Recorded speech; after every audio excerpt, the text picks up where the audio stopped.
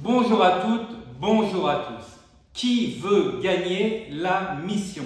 Alors, c'était le thème de notre dernier quiz et une fois de plus, vous avez été très nombreux à participer. Le quiz était le suivant. Nous vous proposions 4 candidats à égalité de compétences, 4 candidats à égalité de prétention. Le premier candidat disait « Je suis spécialiste des projets complexes ». Le deuxième candidat disait « J'ai 20 ans d'expérience de la fonction ». Le troisième candidat disait « J'aime simplifier le travail et organiser les tâches de mon équipe ». Et le quatrième disait « Je suis disponible immédiatement ».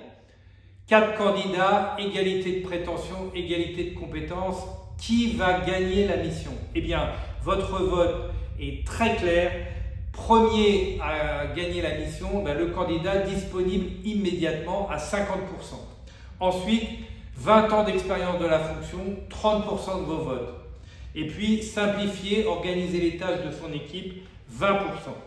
Vos votes sont très clairs. Le management de transition, ce n'est pas demain, après-demain, c'est maintenant. Votre vote est très clair. Le management de transition, c'est garantir des résultats à un client par évidemment une expérience de la fonction, 20 ans d'expérience de la fonction, eh bien ça rassure le client. Et puis le management de transition, on le dit toujours, on le répète à longueur d'année, le management de transition, le mot important c'est management, c'est-à-dire décomposer les tâches, s'assurer que les tâches que l'on demande à son équipe sont réalistes, sont réalisables dans des délais raisonnables, donc travailler à la simplification, à l'organisation des tâches de son équipe. Alors vous allez me dire, que sont devenus la gestion des projets complexes? Eh bien, à peine 1 à 2% d'entre vous ont voté pour je suis spécialiste de la gestion des projets ou des tâches complexes. 1 à 2%.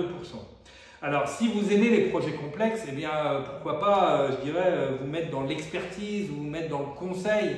Mais dans le management de transition, les missions, c'est souvent remettre en place des fondamentaux, pas faire du réglage avec un petit tournevis au micron.